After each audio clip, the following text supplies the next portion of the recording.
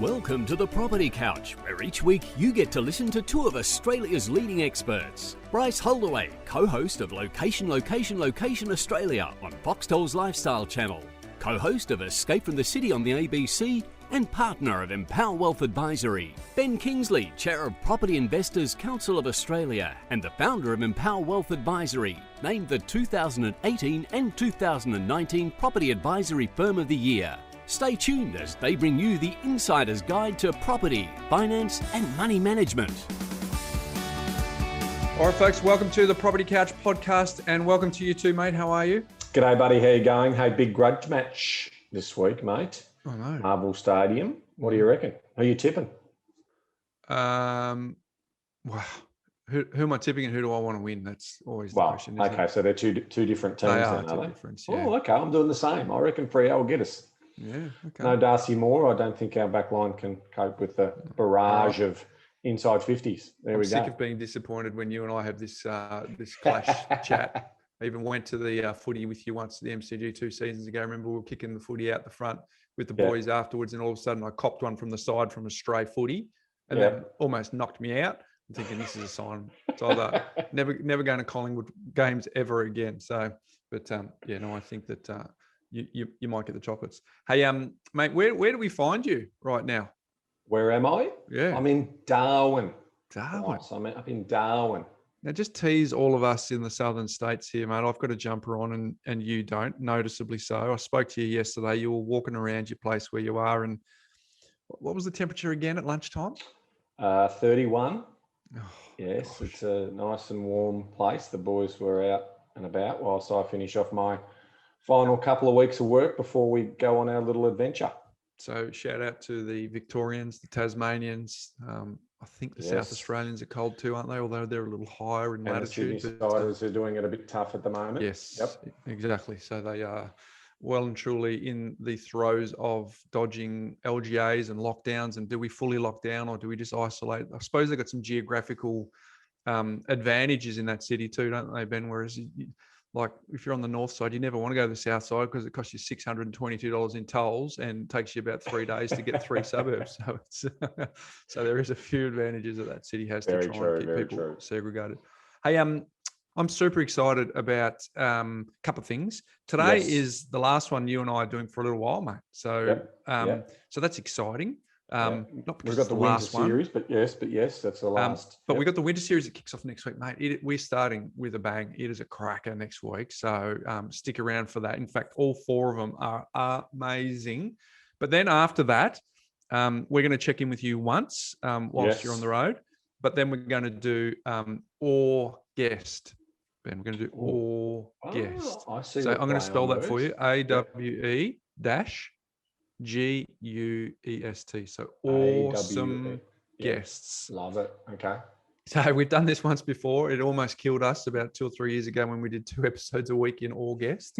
But we're reliving August, which means that I have got some exciting co-hosts coming up. And because it's tax season, we thought that we need to have some flavor around tax.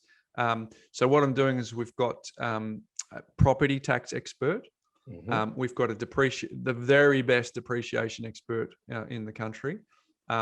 We've also got a returning guest around demographics, a very popular guest in Simon Kustenmarker. So Brad Beer was depreciation. And the tax guru, Julia Hartman. Yep. And then I've also got returning guest Amelia Lee, who's from the Undercover Architect, and we're going to interview someone who has built a passive home, healthy homes. We're going to talk about mold, healthy homes, passive homes.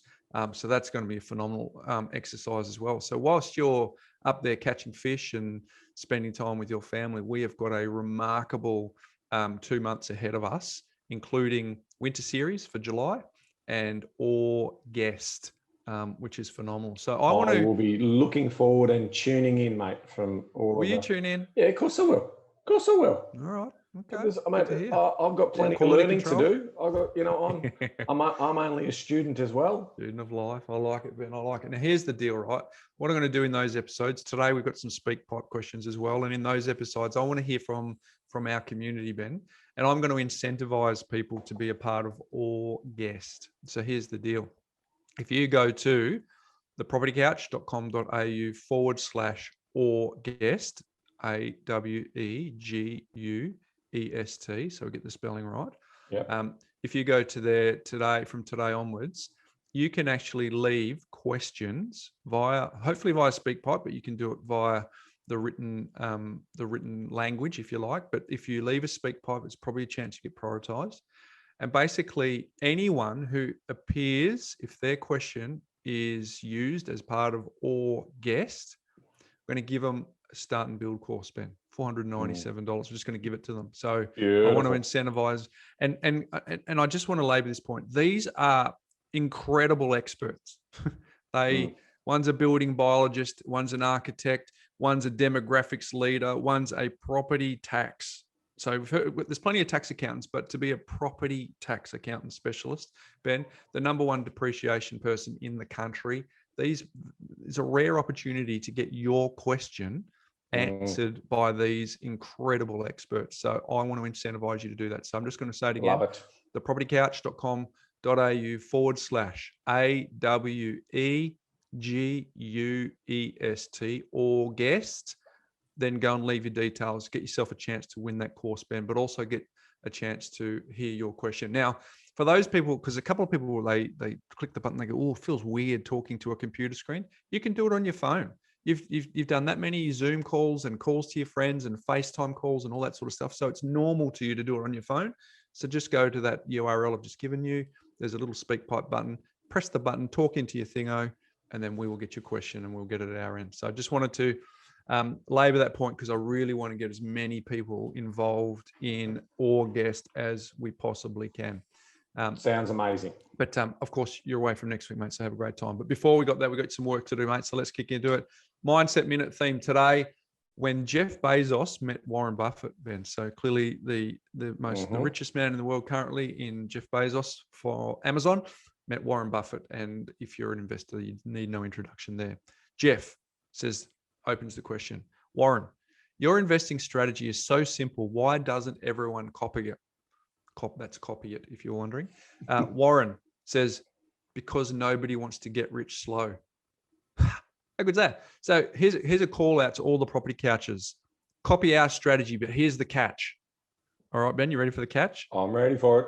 Our strategy is get rich slow. So therefore, some people won't copy it because it doesn't happen quick enough, right? But just for out of record, here's the plan. Trap your surplus, get a plan, invest in 3 to 5 investment properties, and live a life by design. That's the plan. That's the strategy. It's pretty straightforward. I want you to hack it. It's pretty shockingly complex and difficult strategy, isn't it, Bryce?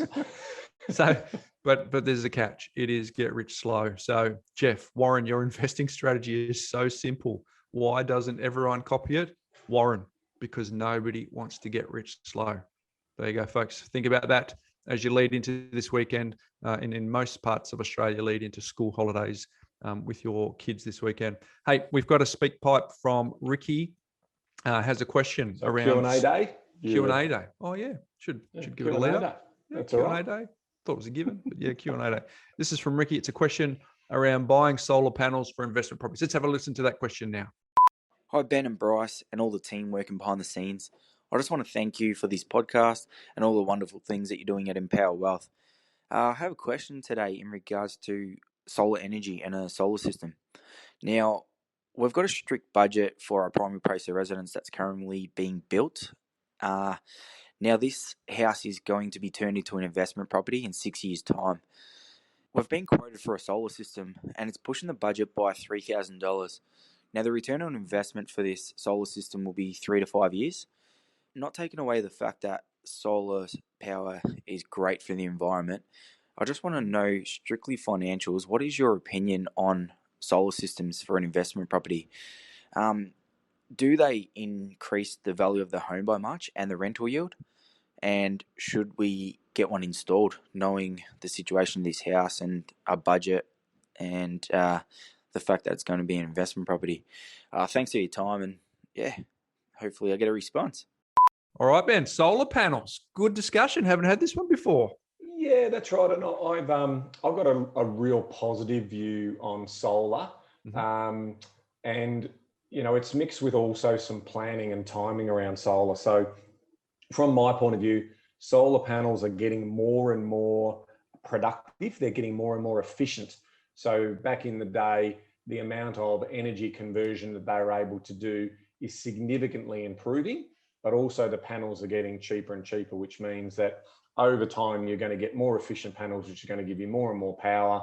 And eventually battery power will also be cheap enough that it's a really great way of reducing the overall cost in the house. Now, if I'm thinking about from an investment point of view, I'm actually thinking this is a good selling point for me with any prospective tenant coming into the property. So I'll let you talk about the return on investment and when they basically pay for themselves. But I wanted to focus in on this whole idea that if your tenant obviously needs to live in that property, and if, let's say, you're in an area where there's lots of sun, which is most of Australia, the reality is if you can reduce their essential spending costs on bills, mainly electricity, that gives them more disposable income. And so from where I sit, I like the idea that they are paying less for their energy bill.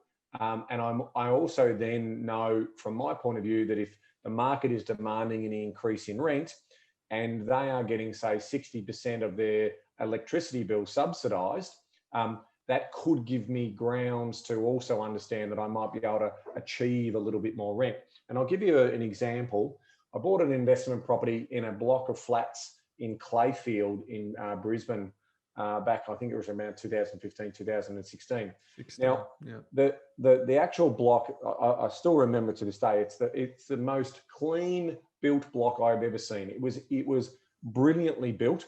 Mm-hmm. Solid as a rock, this brick thing, with no movement at all. And so that's rare for a 70s build. And it was an extra large sort of garage area and sort of workshop.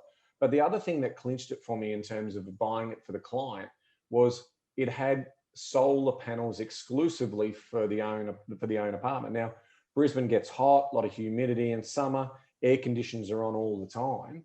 And I asked the owner via the real estate agent effectively what sort of subsidy was it. And they said it was about 75% subsidised electricity costs. And I'm thinking, that's got to be a selling point for bringing the tenants into that property.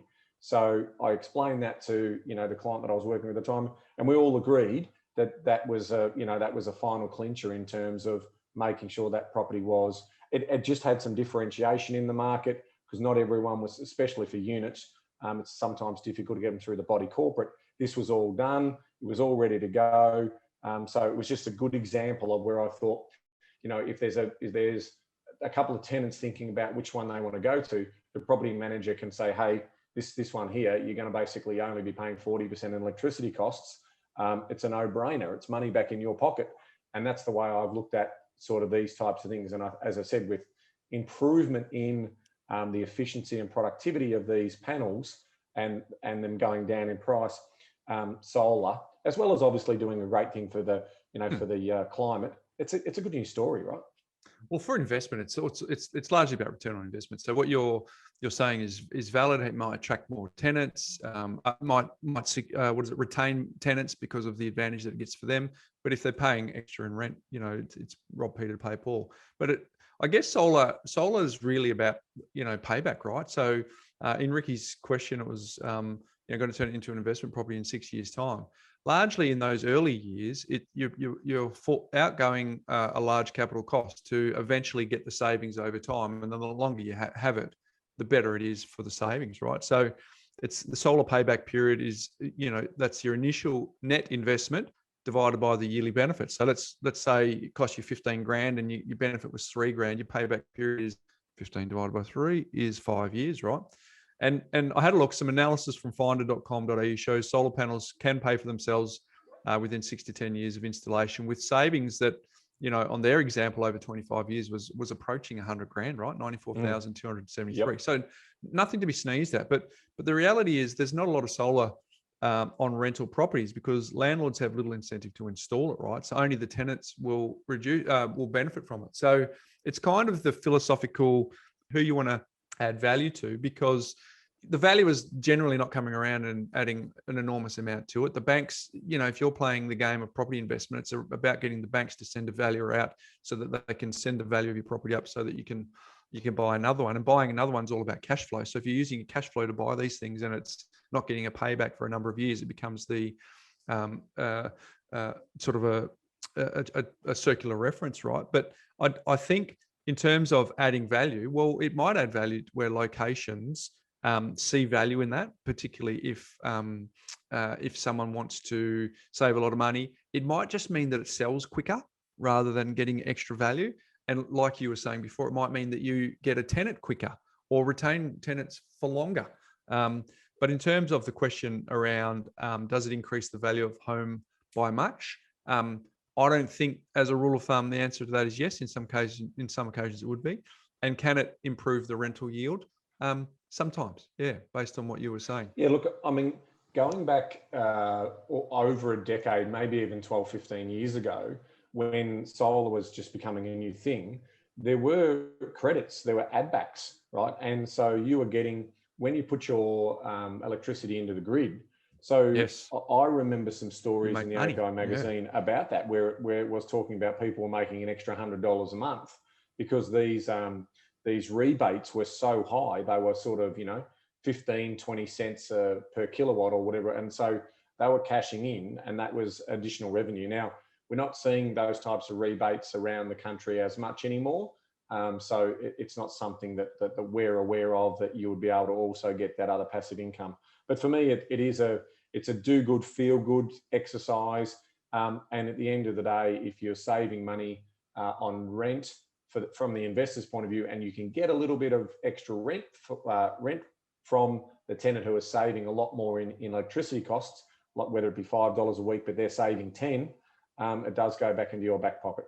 Mm-hmm. There you go, Ricky. Good question. And also to the community, let's crowdsource the answer on this too, Ben. If you've had an experience as an investor where it has been adding real value to you, let us know. Send us a speak pipe, send us an email, let us know. We'll do it as a follow-up, because a lived experience is going to definitely help for this question for Ricky as well. But given that it's for your principal place of residence now and then turning into an investment property in 6 years' time, Ricky, you just need to work out the dollars and cents, if that makes sense, and what's important to you around retaining tenants, or if you're chasing extra value, and whether or not you can afford that outlay at this point in time to get the because you said it's pushing the budget by $3,000. Can you afford to do that or not? So good question. Thank you. Next one's from Riley, talking about buying new with grants, Ben, instead of established. Let's listen to this question with Riley now. Hey, Bryce and Ben. Just wondering, with all the government grants that are coming out at the moment, if it's almost a bit too good to say no to at the moment as a first home buyer. I know I've been looking to get into the market for a while now, and down here in Tasmania, we can access up to $45,000 in grants to build a new place. I know it sort of goes against everything that you've taught in your podcast, but I'm just wondering if it's probably now with these grants a better way maybe to get into the market. I know certainly from my perspective it'll help with cash flow as well, given that I'll probably get an extra maybe bedroom and bathroom into the house as opposed to buying a smaller townhouse type property closer to the city. So just wondering what your thoughts would be on that, if it is now possibly a better option to be building a house rather than buying existing. Thank you. This is a good question, Ben, because I reckon we've had a few people write in or ask us similar questions, and I reckon the way that we set this up on our podcast, because you'll hear in Riley's question there, I know it goes against the principles that you guys talking about on the podcast. I think established versus new. Yep. Yeah. And I think it's really important here that we differentiate and draw a line in the sand so that people really understand what we're saying here, because we are talking about buying to live being different to buying to invest. So that's the differentiation, because for some people across this country, the deposit is people are trying to get their foot on the ladder for the first time. The deposit's tough. Like, there's no doubt about it. That is the barrier. The finance is cheap, so repayments are not the problem. It's the deposit. So if if you've got incentives, and in that case, in Tassie, that was a significant value at 45,000. That is something that you cannot sneeze at if you can't get on the property ladder, right? So therefore, you buy you buy brand new, you get the incentives, you get into the market, you have that sense of pride and ownership about having your own sense of shelter. And then you go about doing whatever you can to reduce and create equity, paying down the loan, and if possible, wherever you can, differentiating your property so that you can add value. That's a good thing, folks.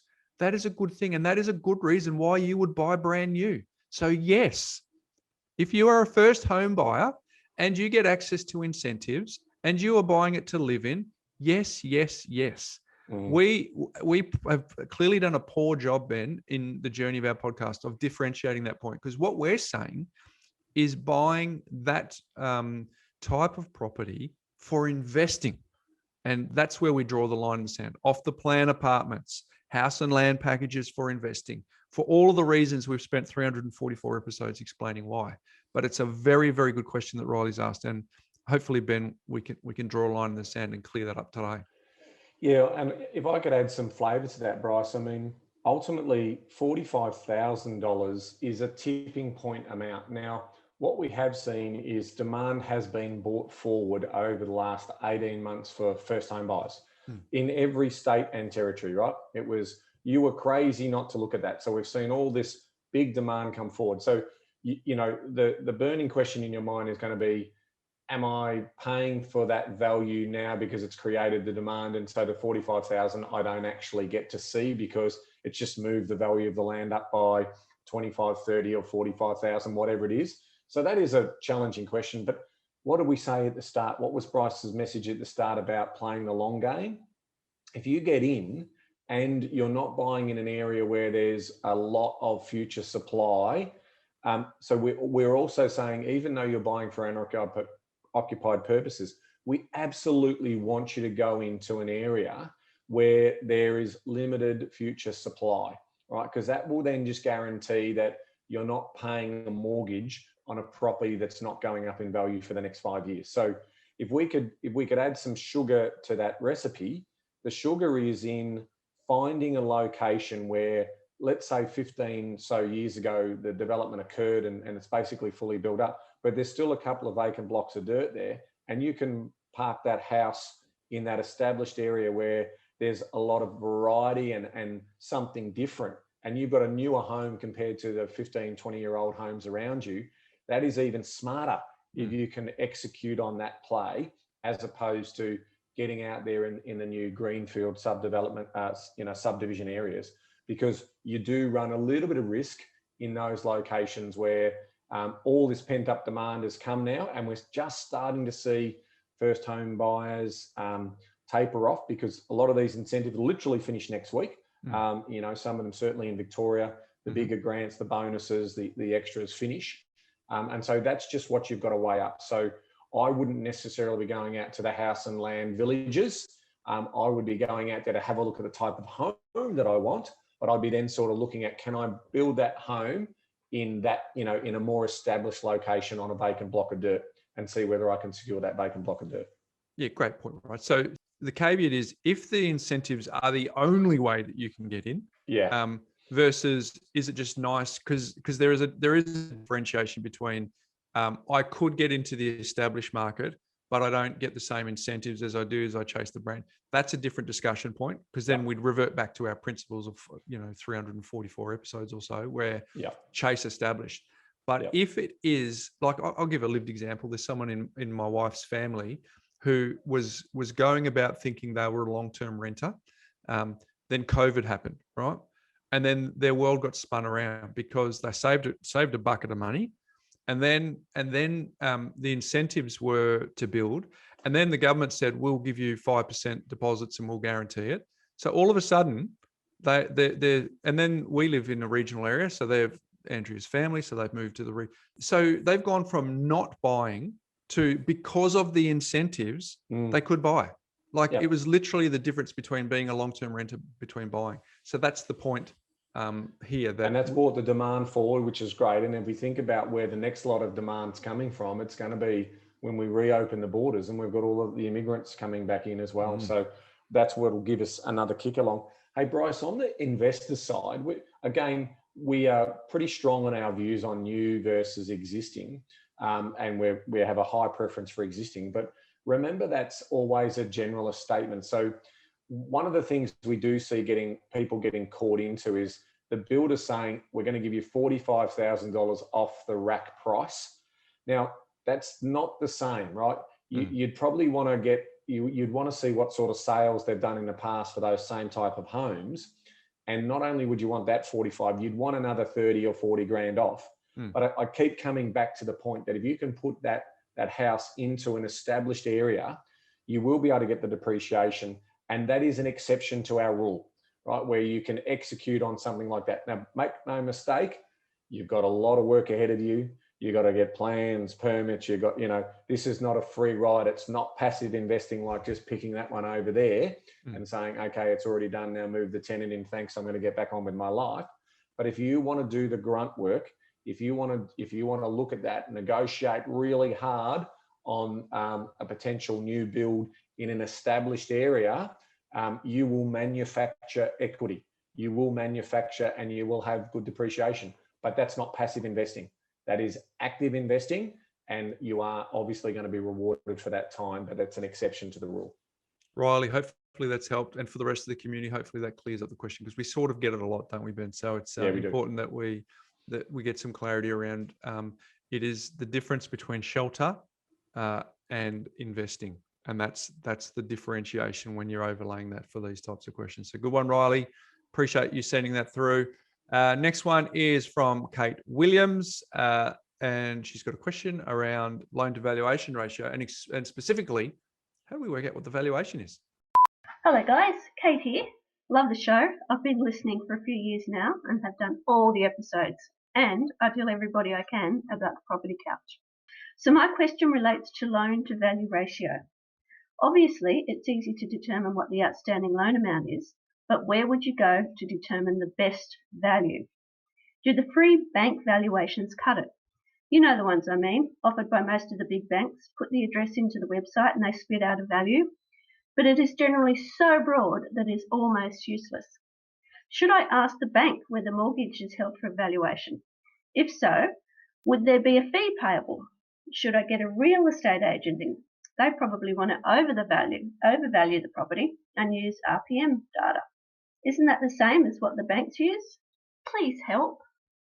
Good question, Ben. The reliability. And super kind words. Thanks, Hey? Kate. This is a great question for the community. Yeah. Super kind, but also the community would love to know what the answer is here. Yeah. Thanks for sharing it with your friends as well, Kate. So there's a number of ways that you can establish what the value of the property is, and some are free and some are paid. But let's just give people some frameworks here, Ben. So the first thing you could do, you got to understand the difference between a property appraisal and a property valuation. So a property appraisal is where the real estate agent comes around and says, this is what I think the property is worth based on my experience, what I've sold in the area. Here's an appraisal, but there's no legal standing on that, right? It's, if it's wrong, there's no comeback there. And in some cases, they might be chasing a listing, versus the valuer, who has a legal obligation to provide you with a report, and they have to stand by it, right? So it has to be based on facts. We used to refer to that as a sworn valuation.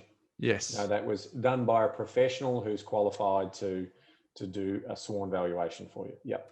So the property appraisal is free, but it doesn't come without a catch. Because if you get the real estate agent around to do a free appraisal, Ben, I want to sell your home, Bryce. They want to sell your home, and they probably make a few phone calls and follow you up and all those sorts of things, which in some cases is fine, right? That's fine, and that's their job. That's the role that they've got to do. So there's an option there between paid versus free, but I guess, and she talked about ordering it from the bank. Ben, you're the ex-mortgage broker. Might want to talk through some pros and cons of that. Yeah, I'll leave that to the end, because I think that's the crux of. Okay. There's all these different ways in which you can do it, and I think that's really cool. But I also want to give the main piece of advice, which is around how you shop your bank. But anyway, all right, let's get some other good stuff in here. But I reckon the best thing to do is be versed in doing this yourself, Ben, without relying on someone else. And it's super I'm not going to say simple. That's not true, No, but it's it not is more simple. straightforward than you may think it is. You don't need to outsource it to other people, right? Because when a valuer goes and has a look at a property, and this is a Greville Pabst quote from episode 182, Ben, Yep. and he's a valuer, a very well-known valuer in Terrific Melbourne. valuer. Basically, you got to compare apples with apples and make adjustments based on the bruises. And I love that last bit. The adjustments based on the bruises is a little bit of where the art meets the science, right?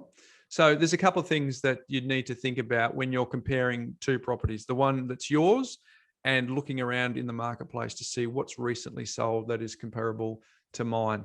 The size of the property, the number and the type of the rooms, the fixtures and fittings, the structure and condition of the building, the standard of the fit out and the property's architectural style, ease of access to the property, any planning restrictions and what sort of local council zoning you have, the property's location and the level of amenity, the size of the land, and the aspect, topography, and layout of the block. So there's re-emphasize the size of the land. Size of the land, but also a square or a rectangle block size of the land versus one with cut off angles or triangles at the back. So that's why we need to know the aspect and the layout of the block as well as the topography. Is it flat? Is it hilly? 650 square meter flat block is better than a 650 square meter hilly block, right? Yeah. But if you understand the framework of what the comparisons are, because that's what the valuers are actually looking at, then you get a better chance of comparing apples with apples to compare for the bruises. Now, one of the mistakes that people often make at this point, Ben, is when they grasp that and they go, okay, let's look around. What they do is they compare it against properties that are currently on the market. And the problem with that is the properties that are currently on the market are not confirmed prices. They might be underquoted. They might be overquoted. They might not be reflective of what the price is actually going to get, which is why the little sold tab in the real estate portals is where the gold lives, Ben, because then you know what's actually sold and then you start to do that comparable work. Yeah, look, it's really clear to me that it is science and art. And as you say, if you're willing to spend the time to do the research, you can get quite good at this. If you are new to this, there's going to be a little of overwhelm in the first stages of trying to do this, because you will learn that with 70% of the buyers being owner occupiers, there will be some properties, and this is what we like to talk about, that just connect with a group of buyers because they can see themselves in the property and they'll pay a premium on top of the land for that particular property. There will be other examples where you'll be looking at a property and you'll be going, I cannot work out why this property sold for a 30% premium on the rest of the properties in an area. And the logic might suggest that the land will be subdivided into two houses. So it does take some time and effort to get a sense of the market in terms of those little nuances. And in my mind, that's assessing quite a lot of properties, and also over 1 to 3 month period if you're new to this. If you're just beginning is my recommendation. And I know that sounds like, well, I haven't got that long to wait, and that's why some people outsource it to buyers agents who do this as a profession. Now, the other thing, Ben, is you go, all right, well, it is difficult. So why don't I just go online to an online calculator or an app, something that spits out a report? Yeah. And what I would say to you is that is just a starting point only. And I want to stress the only, because it is a computer who is spitting out a report, who is not doing the human work. Now, I've said this a couple of times, Ben, in the past, probably in the first 100 or 200, but BHP share number 322 is the same as BHP share number 1,322, right? For all intents and purposes, for this example, they're different, assuming they're the same share type, right? Whereas properties are like fingerprints, no two are the same, right? So therefore, a computer spitting out a response is a guide at best, best. And and there's a lot of banks that are marketing that their app will help you with that, but it's actually not. It's not a reliable source of working out what the valuation is for you to be able to determine how much yours is worth. And that's proven because the algorithms and the machine learning tools that they use, it's called a CMA, a comparative market analysis, computer generated report. And what a lot of the public sites do is the ranges, as Kate, points out, is just like, if you've got the range is 940 to 1.3 million, and their confidence score is median. Of course, it's median because knock yourself out, work that out. Now, on some builds in some locations where you can actually that's a Metricon home, and 3 streets away that's the same exact Metricon home, and 5 streets away that's the exact same Metricon home. Then those types of comparative analysis are a lot tighter, and you can see that. But what we're saying in a lot of the old established areas, the estates weren't necessarily built by the developers, and you had a lot of variety of homes going into those areas, and that's why it's very difficult. But what you'll see is that computer is effectively grabbing all of the comparative properties that they believe are similar to the one it's trying to assess, and it's making a judgment on that. And what we're saying is the computers aren't necessarily better than the humans yet. That's not to say that they won't get there. And what you'll also find is some of the search engine sites are actually, when you join them, they're asking you to actually tell them which properties do you think are similar to yours, right? And that is helping with their machine learning, right? Because how a machine learns is you give it training data, and that basically keeps moving. But we can tell you, Bryce, can't we, that in our business, we have 3 different sources of comparative analysis tools that we can access.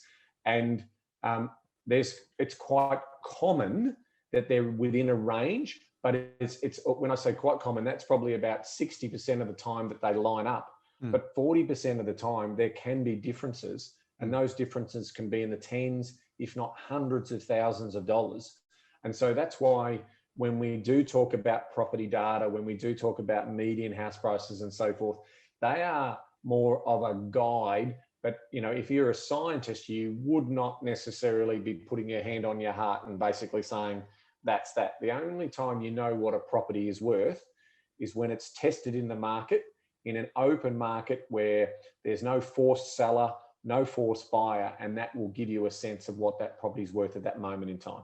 Very important. So there you go, folks. That's a bit of insight for you around how those computers learn what they're doing. But that's fool's gold. So I guess we'll get to the non-do-it-yourself in a second, Ben, with you throwing to you. But I guess some of the common mistakes that people make if they're trying to do it themselves is that they're unaware of the market conditions. So a couple of things to consider: days on market and clearance rates.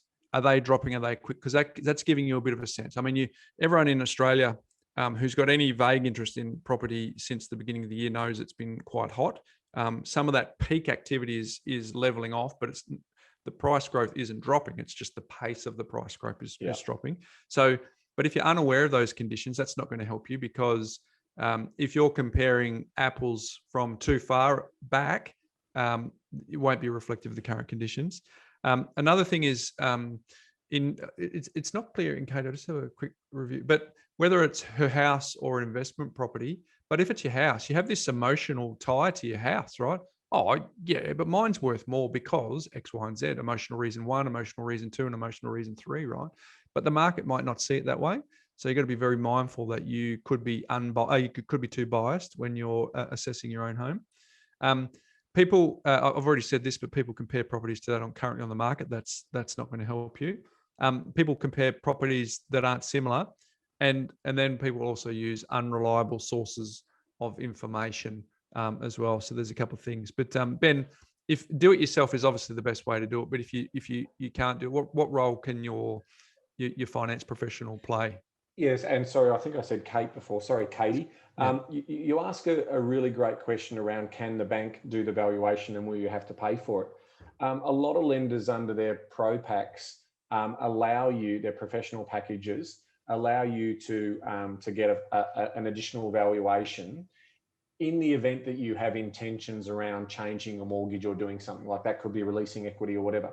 And in some cases, there are some lenders that do offer as part of the Pro Pack that's not commonly advertised, but your broker can potentially go back to the bank and ask for a revaluation to consider your options.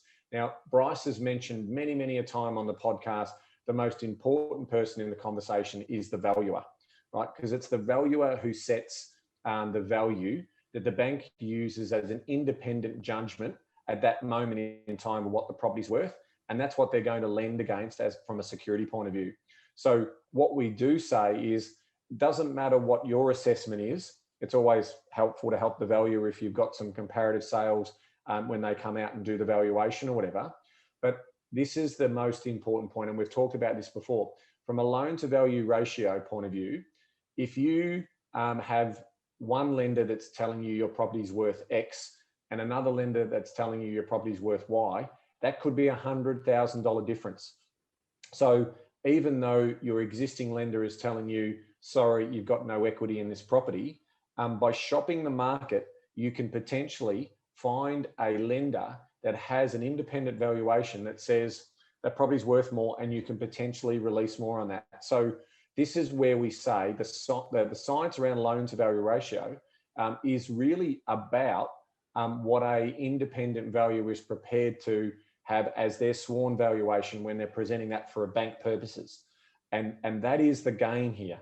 There is no doubt that in some cases, if you are looking to get the maximum equity release and you're not focusing on interest rate, you can actually get, it's sort of tendering in terms of if you get a poor valuation and you think your property is worth more than that, then ask your broker to give you an alternative lending option and have a look at that lender's valuation.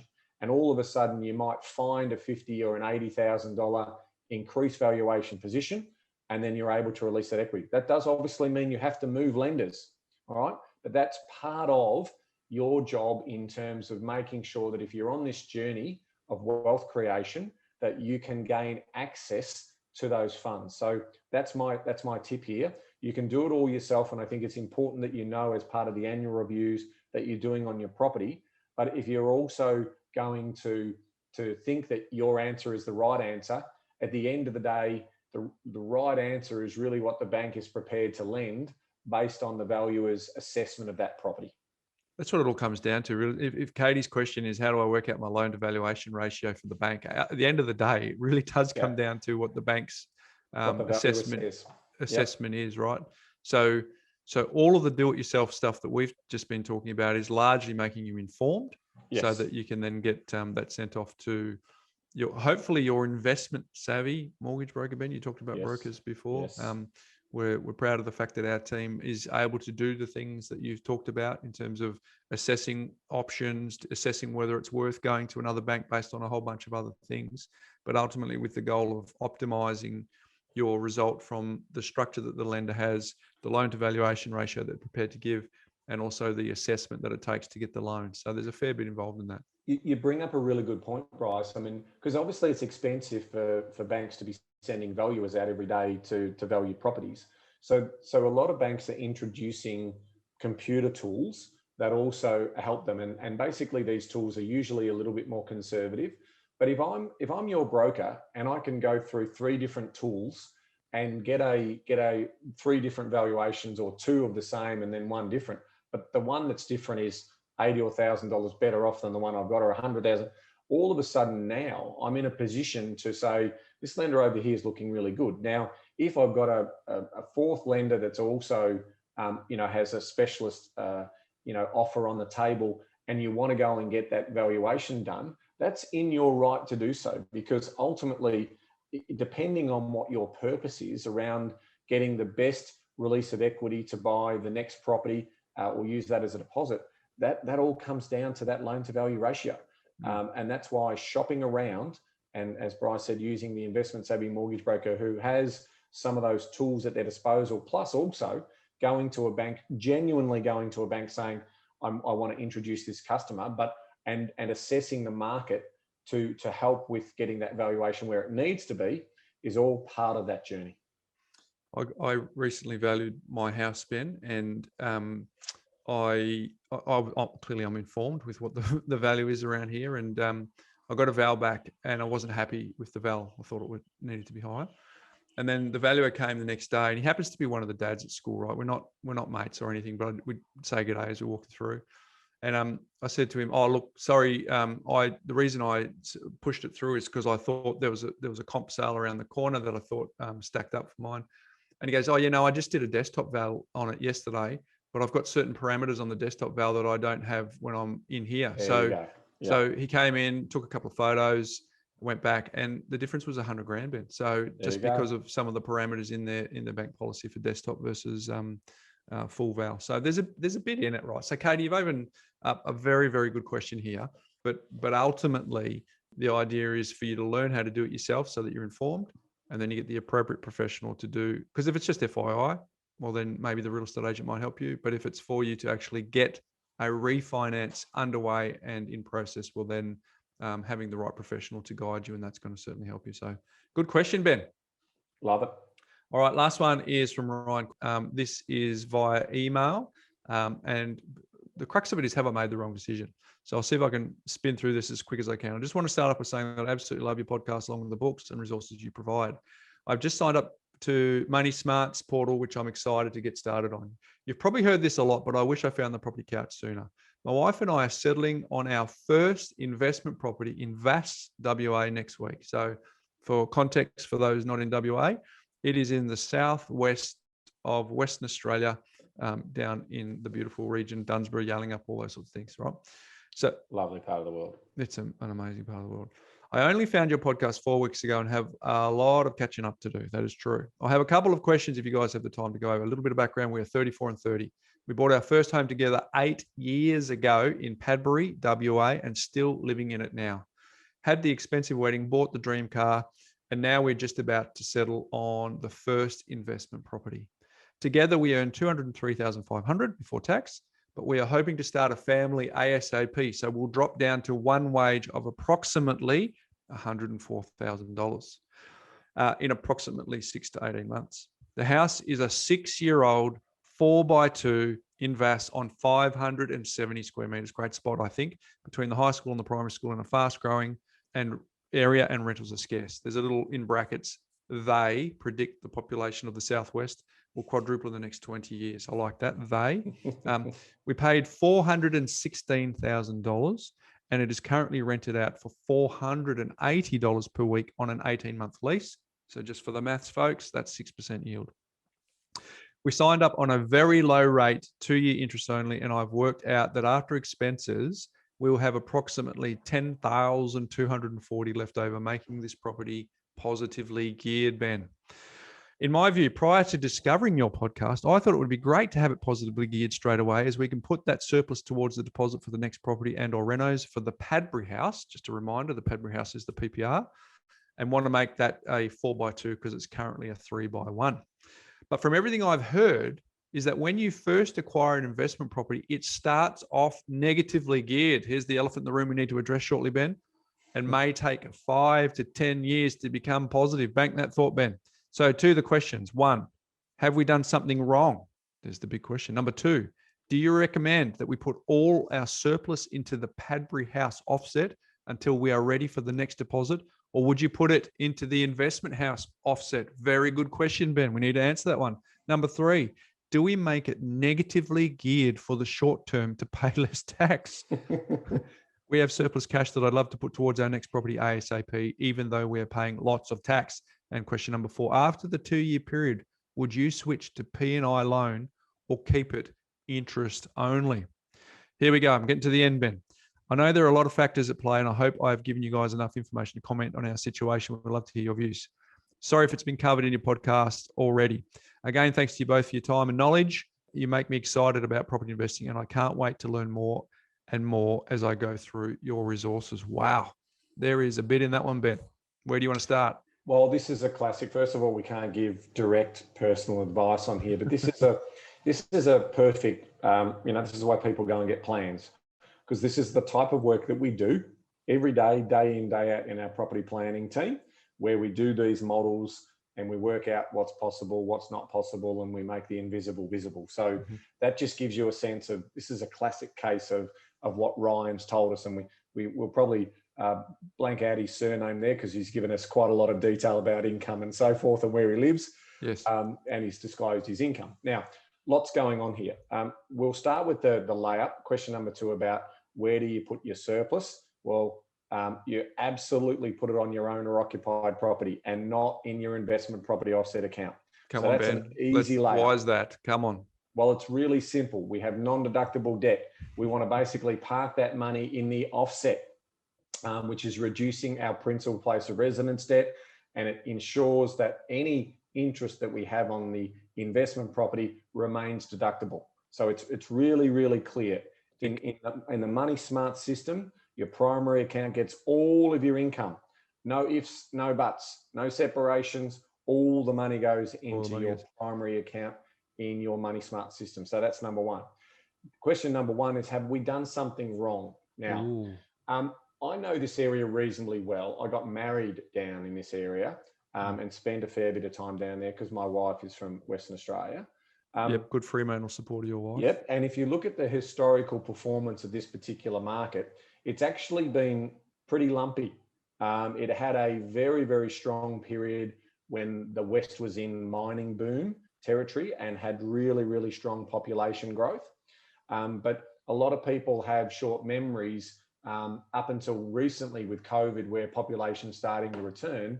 Western Australia was experiencing very, very weak population growth and so forth. Now, if we take a long-term view, I'm not sure we can say it's going to guarantee for tripling in population and all that. But if Australia is going to move from 26 million people to 35 million people, this area is going to get its share of population.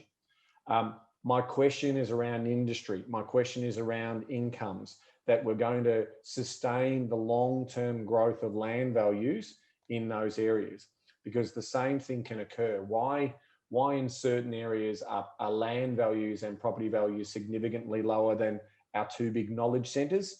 It all comes down to people's ability to afford, which drives up value and future demand. So if you are not a demand statistic, if you cannot afford to borrow the money to push the value of that price higher, let that land. Because in these particular areas, this is why we normally have lower price points, because they are what we would call leisure locations, destinational lifestyle locations.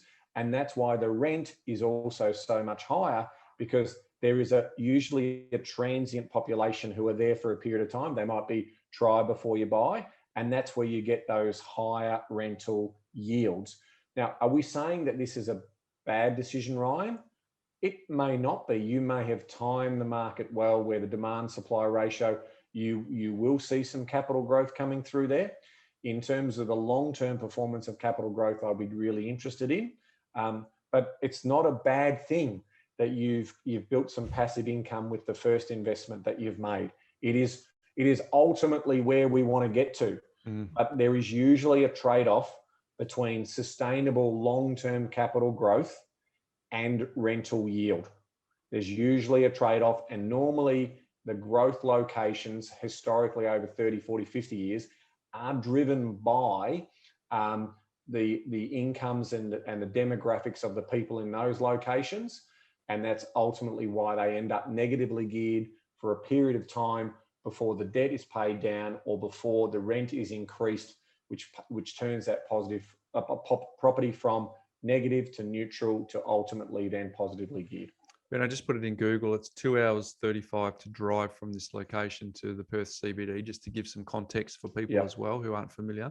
It is a wonderful part of the world. And if you listen to Bernard Salt's episode, people will gravitate towards lifestyle. The lifestyle here is amazing. But to your point around why it's getting yield and maybe not the long-term sustainable growth, it's further south than the second largest population centre in Western Australia, in Bunbury. So I think we should clear up the part about, have I done something wrong because it's not negatively geared? If anyone's listening to our podcast thinking your first property has to be negatively geared, that's not true. What we're actually saying is all things being equal, your first investment property should be chasing the highest growth that you can comfortably afford within your portfolio. And generally speaking, the higher the growth, the more likely it is to have a lower rental yield, therefore more likely that it'll be in a negative gearing scenario. But it is not a prerequisite. So I just want to clear that up from this question. It is not a prerequisite that you have to be negatively geared at the beginning. So growth assets, balanced assets, income assets. So this one, Ryan, will perform very well in your portfolio as a yielding asset, and as Ben said, have parts of the cycle where you'll get growth from it as well. So no, you haven't done something wrong, but that question can really ultimately only ever be answered if we know what your goals are, if we know actually what your end destination is. Because if your strategy is to get as much growth as you possibly can in the shortest period of time that you possibly can, well, this may not be congruent with that goal. So therefore, our answer to that question might be different. But positive cash flow, you're adding that into your principal place of residence, paying down the amount of interest that you're paying daily because it sits in your offset account. That's a good thing. So Ben, number 3, do we make it negatively geared for the short term to pay less tax? Well, you simply can't unless you drop your rent, and you don't want to be doing that, right? No. I mean, ultimately, you're going to be paying tax on the surplus that you're making. That's not a bad thing. And as you point out, Ryan, is if you can rinse and repeat on this to build out passive income properties, and people do it this way, where they ultimately end up with more properties because the historical returns are usually flatter. And if I can, I've actually just brought our research platform up, Bryce, and I want to tell this story because it's just fascinating, right? I've just looked at it for the first time. Yeah. But in the 16 years, so starting from, it looks like 1990, the data, right? 16 years to 2 months, which is basically the October 2005, it had 15.28% compounding return over those 16.2 years. Mm-hmm. That is insane numbers, right? 15.28% for 16.2 years, average annual return. Now, that's in the lead up to the boom, right? Then check this out.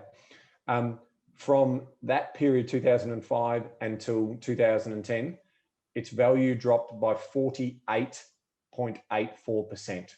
Whoops. 48.8%. So it's dropped down to a long-term compounding return of 6.99. Now then we're just looking at median house prices here. So again, it's a blunt instrument, but it's one of the only ones we've got. Median price in September of 2010 was $485,000 price. Remember that, $485,000. Mm-hmm. In September 2010, fast track to the latest data we have on record, the median house price is $442,500 in February of 2021. It's less than 485, Ben. So it's less than 485 in the last decade. It has basically treaded water. And so now, does that not mean that it's ready for its next burst? Because this is the whole thing about, timing markets and those types of things. It just might be. But yes, the growth in the last 5 years has been negative 1.12%. So that just gives you an idea that is basically been treading water because of, it is definitely a lifestyle location. It is beautiful down there, absolutely stunning country. So you're waiting for that next move. But again, could you commute out of Perth at 2.5 hours? Not really. It's just that too far if you've got to do 2 days a week in the office. But this is where you get a good return on yield and a good passive income. But the growth is going to fluctuate. You're going to get your time in the sun, just like the Goldie's getting it now, and Southeast Queensland and Sunny Coast is getting it now. And that's all merging into a bigger metropolitan district. So that's a different story. It's going to take probably 150 years before this connects in with Perth, in terms of the city meeting the country. So it's just one of those things that I think that it just highlights to Ryan. He hasn't done anything wrong because he's done something and he's getting cash flow from it. Yeah. But also now he's going to use some of that cash flow to renovate his family home, which is going to add value to that family home. So So all in all, I'm not giving it a fail, Mark. What I'm giving it is you're on your way.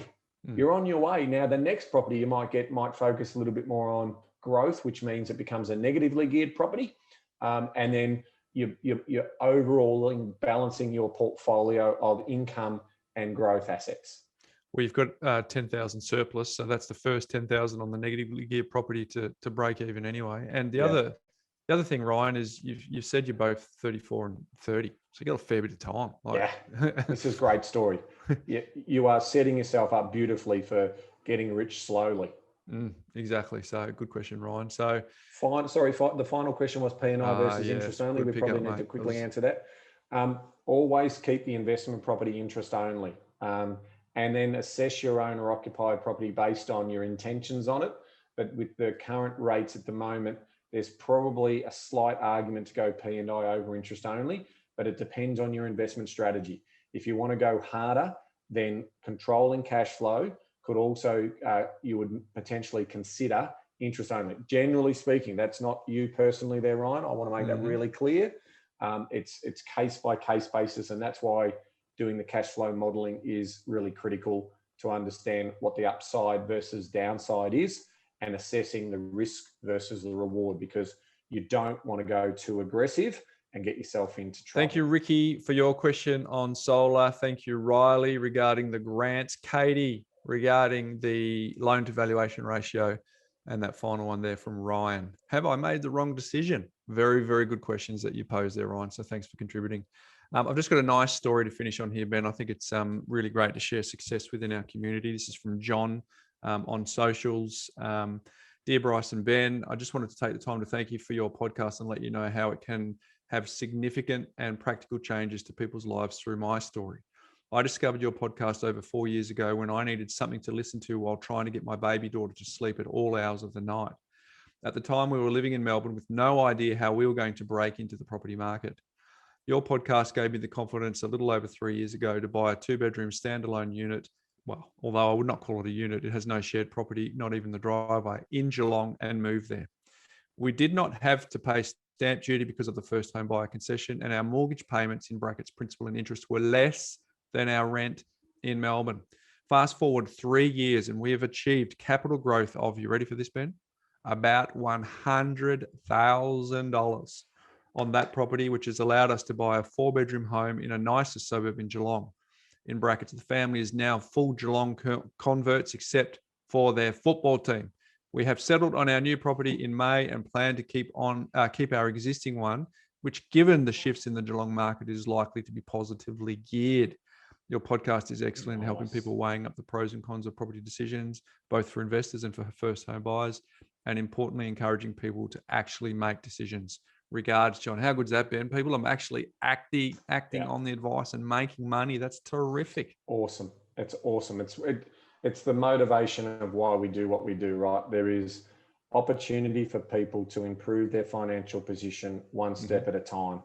And we'd like to think that the information we're providing, you build your knowledge base up so you can make informed decisions and take action. There we go. Great stuff there, folks. I appreciate the feedback. My life hack, Ben, is about keeping a 30-day list. It's largely around trying to work on the impulse buying urge that we all have, and the idea that if we can fight the urge and work out later if it's actually going to be something that we really want. But the 30-day list is, if you have an impulse to buy something you don't absolutely need, put it on a 30-day list.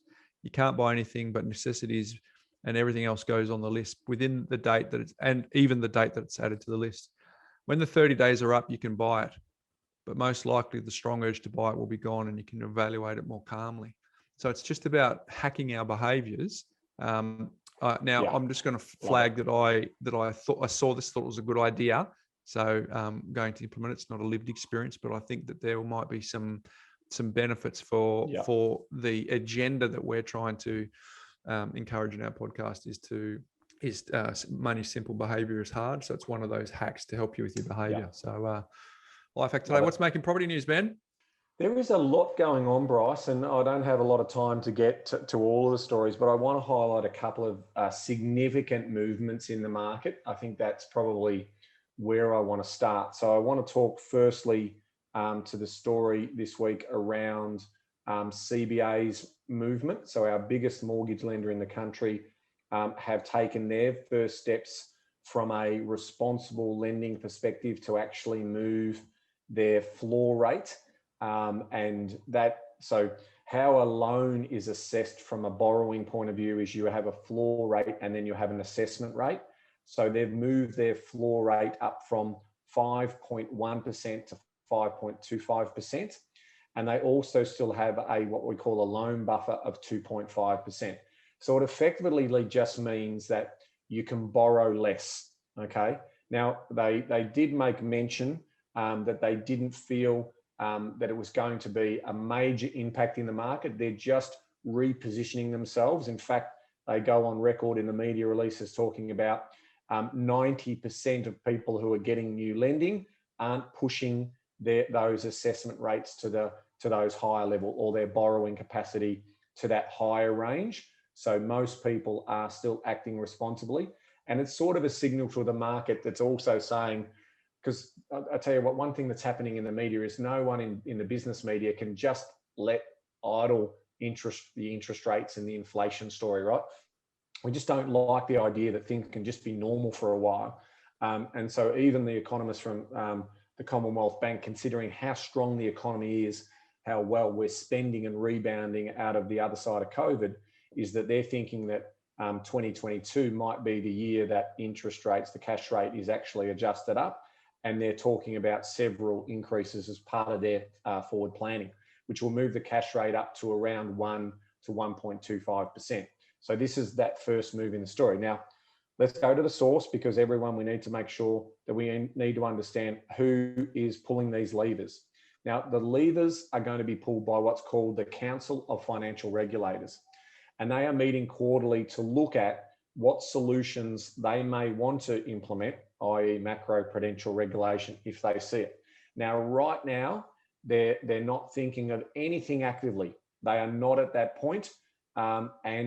But they are the things that they are considering are things like debt to income ratios, the loan to value ratios, making sure people aren't going too high, and the types of restrictions that they looked at a few years ago, which was limiting investor loans and the pace of interest only loans. So again, they're the 4 things that they're looking at, the levers that they might play with, but it's not on their radar. They're still saying that at the moment lenders are doing a good job in making sure that they are lending responsibly. And of course, the wealth effect is doing a very, very good job in terms of stimulating economic activity and economic growth, which is ultimately going to lead to obviously better incomes and higher income growth, which is the critical thing that they're looking for in terms of getting the unemployment rate down below that 5% level, where hopefully we'll see it happen. So that's the biggest news in terms of macro that can play with the property market. Again, nothing to see here yet, but the media can't sit on their hands and not report anything. So, CBA have made that first initial move in terms of adjusting for just reducing that little bit of borrowing power. Now, interestingly, we've talked about, and I think this is a nice way to finish in terms for me on property prices continuing to grow over time and, basically playing the long game. We saw another 218 markets reach the $1 million club, Bryce. So that's just the because if inflation does turn up in the economy, where's the best spot to have your money? Inflation is actually awesome for property because it's awesome for land valuations. So we win if inflation does get too high, but we also win when inflation is low because you can also see a lower cost of money. So, property is a very, very good hedge against inflation. But what we are seeing here with low inflation, we're still seeing that market movement. So we've moved in the last 12 months, 218 markets have joined the $1 million club, 198 of which of those were house markets and 20 were unit markets. And so that just gives you a bit of an idea. And I'll just round out by saying, let's go through the count. In Sydney, there's $54 million markets. In Melbourne, there's 35. In the rest of New South Wales, there's 30. In the rest of Queensland, there's 25. In Brisbane, there's 22. In Adelaide, there's 18. In the ACT, there's 17. In Perth, there are 12. And in the rest of Victoria, there are 5. We'll put a link to the show notes to the media release from our good friends at Core Logic if you want to see more there. Very good, Ben. Lots of interesting stuff there as well. That's the last What's Making Property News for you for a while, mate. So yes, it's going to take a little break as we talked about. So looking forward to that, and look forward to get back into the hot seat. If you let me back on, who knows, the other co-host may be far better than me, mate. And so I think, you can push me off into the sunset. Way too many one-liners, Ben. But if way not, too many one-liners. You've left yourself as open as a chemist on that. I might be back in September. Mate, of course, you will be back. So just a reminder to the crew that we want you to participate. For anyone who leaves us a question and we read it out and we use it as contribution for those episodes, Ben, just want to be clear on that. We're going to give a free copy of our Start and Build course, just to encourage folks. So thepropertycouch.com.au/or-guest, AWEGUEST, and come and contribute to that. But next week, we've got the winter series. It is a fabulous series, folks. Stick around for that. There are so many stories of transformation. You are going to love it. But Ben, I just want to shout out to you, mate. We're going to talk to you in a couple of weeks' time about your own journey, because everything on this podcast is about lifestyle design. So we won't pinch any ideas from that podcast, other than to say today is a significant milestone for you to model to the community that lifestyle design is what it's all about, because you're about to go and fulfill one of the rocks that you put in the jar a long time ago when you turned the big 5-0 that you wanted to do this for your family, mate. So 2 things. 1, congratulations on planning to become what you plan to become. And 2, mate, have a ripper time. Have a fabulous time doing everything up in the north of Western Australia. Thanks, buddy. And thank you for taking the reins and doing all that you do, and also giving me encouragement along the journey, mate. It's been fun. And yeah, well done, mate. You have a fabulous time. Can't wait to hear about it, see the photos, all that sort of stuff, mate. But until 9 weeks from now, Ben? Knowledge is empowering, Bryce, but only if you act on it. Have a ripper time, mate. See you next week, folks. Hey there folks, Bryce Holdaway here. Before you go, if you're new to our community and only listen to maybe a handful of episodes, I thoroughly recommend that you go all the way back to episode number 1, where we unpack all of the foundations when it comes to property investing. Now, for those of you that might be a little bit time poor, I've got good news for you. We have a binge guide that you can download straight away, which summarizes the first 20 episodes where Ben and I unpack the foundational pillars of the A, B, C, D, and so much more. And you can get that straight away. If you go to thepropertycouch.com.au/TPC20, you can download it and consume it whenever you want. It's completely free and available now. And for those of you, just a quick reminder that nothing we've spoken about today constitutes financial advice. We recommend that you reach out to your licensed professional advisor so that you can look at your unique circumstances before acting on any information. Now don't forget, go to thepropertycouch.com.au/TPC20 and get your bin guide today.